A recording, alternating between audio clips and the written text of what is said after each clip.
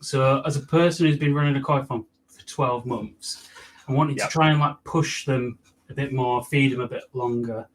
But I am getting nitrite spikes now, so I'm at about 0.5. Would you just carry on feeding it as what I am, so the filter keeps, building itself up, or would you hold back and let it drop? So because this is still a fairly new pond, which I want to stress, so you've not got perfect sort of stability and maturity yet. Have you had nitrite down at 0? I have, but mainly through winter. I've just been occasional wheat germ, keeping them going. Yeah, I'm guessing for you at that point, really. Did you have an ammonia spike? When did you start your pond? Last year?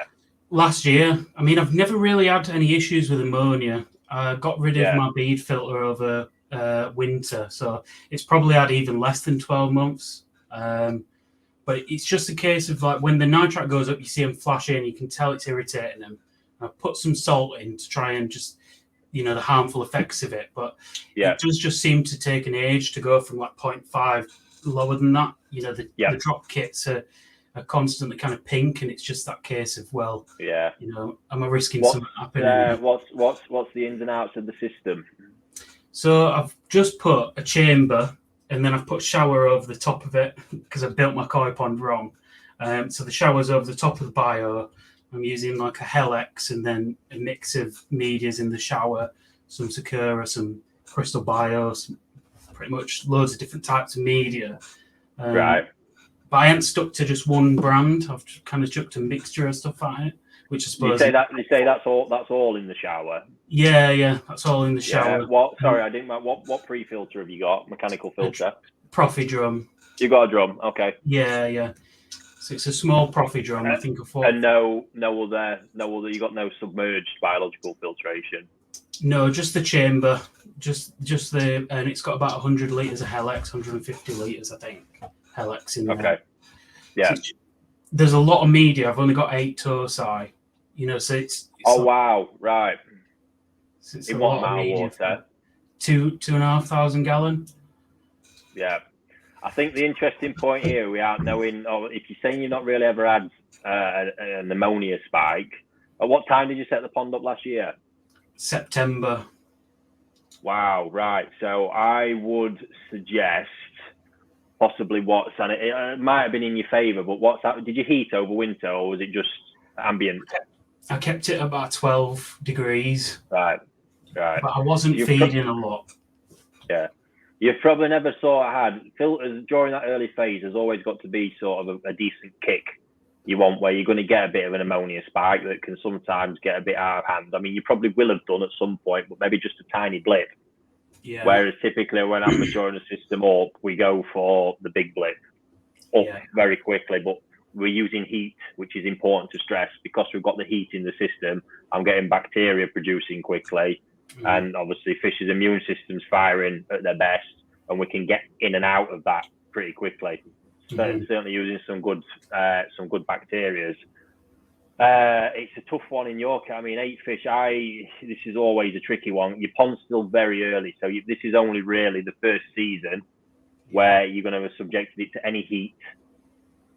Obviously, over just the recent months that we've had, it's going to be the time when you're really starting building biofilm. But you're possibly not feeding the filter all that much.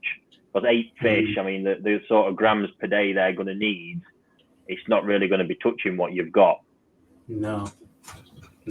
It's really not. So I'm surprised. I mean, how much food are you actually putting in there?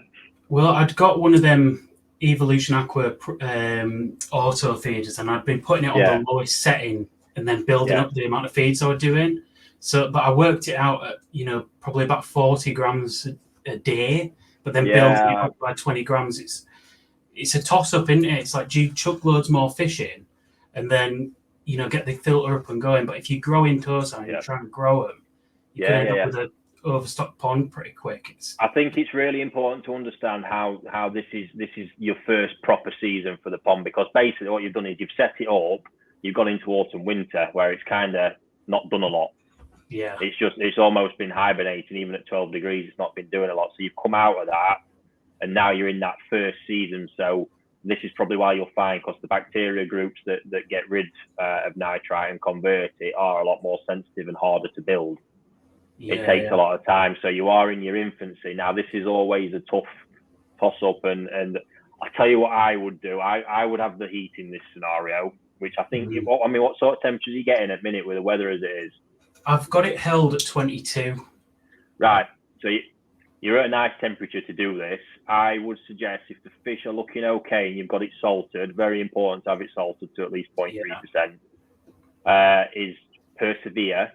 And obviously watch that it doesn't go beyond the 0.5. I don't really want to see it too much higher than that for prolonged periods. Yeah. But just see where it gets, maintaining that feeding level for sort of 2 or 3 weeks, and see how it actually plays out. Yeah. It would be useful. I mean, you can use some good EA filter gels, and a really good product just to have on hand to sort of stick in. I do believe in that stuff. It's a product I'm very familiar with, and it does do a good job. It works very effectively. It can help just seeding things up and give it an extra kick. But yeah, my gut instinct would be to persevere. Just persevere with it. But you've got to let that filter feel, because like I say as well, you know, you've got clearly quite a lot of media there for 40 grams of food. So the one thing I would check is obviously just double check the flow rates that you're using as well. You're really not going to want to be turning that pond over more than once every couple of hours.